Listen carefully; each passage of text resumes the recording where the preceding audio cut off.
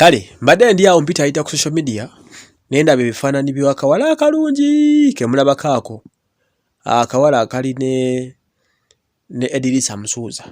Akawala kano ne Eddy Kenzo balabise ebifaananyi ebyenjawulo soko subscribing ku mukutu waswa Rema kwendi eno gye munsanga interview muziraba abakojja mbalaba mulioko muli mu kuseka busesi mwesekere ennaku ki mweyagale nze wendi nabagamba dda embozi nezimu zikola mu maloboozi kubanga ziba maloboozi amaseenekerevu ge mulina okuwulirizaamu okitegedde twala akaddeko owulirizemu ne video zirabe ze mantaddeyo mpagire ate ekintu kikule kakati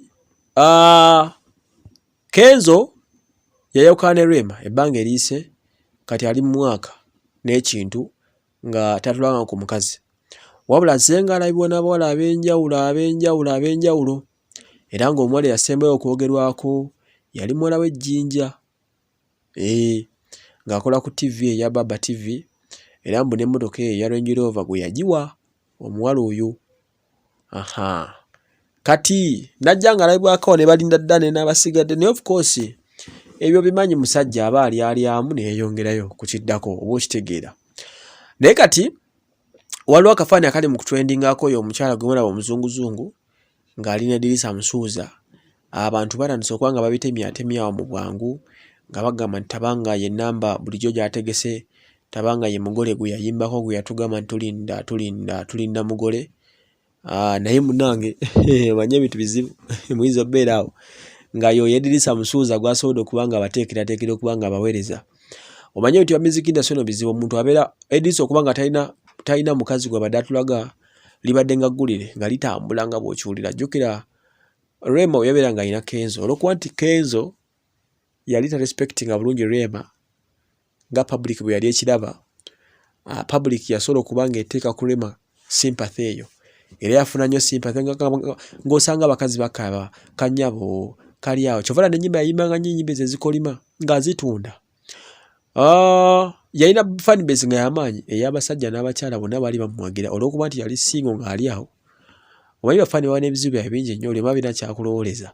Kati so yabeerawo era ensi nemukkiririzaamu nga balaba nti abonaabonerebwa Kenzo.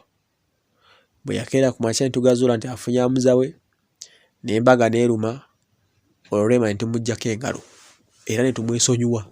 Abantu Rema ne bamuggyako engalo ne basigala kulaba mulabe era okuva olwo yagenda mu kyama teyavaayo n'akayima mwakawulira ekyama gwasusse ekyama up to date tetudanga mumulaba kuba kirikkirya. Kati Kenzo okwawukana kwe ne Rema ate kwamukolera nnyo kubanga kwatrendinga ennyimba nga zisemyeko zo n'endala zaafulumawa omuganda wange ne zitrendinga tulina mugole paka na kati abo ne babeera awo nga bagamba kisebo baakigoba jjukira yakaba n'obuziga awo. Kati ensi nebeera nga emutaddeko nnyo attention. Kati omuntu yenna naye waba nga Kenzo abadde yeekubya serefi ye omukazi n'agisalamu abantu basobola omumwogerako because tetumwogerako bwogezi gafula mbu twogere kusala bigambo. There is a demand, public erina demand y'okwagala okulaba nti Kenzo Rema bwe yava ewa Kenzo yabuuka ne Dr. Hamza. Kenzo ye yasigala ku ki? Tabanga endiga yamukoona, tabanga bingi ebigambo ensi bye beekwogerako kubanga Kenzo talina nsonga emubeeza singo olw'ensonga alina ssente kyekisooka. Kenzo erinnya alikoze, Kenzo buli kimu ekyetaagisa weekiri.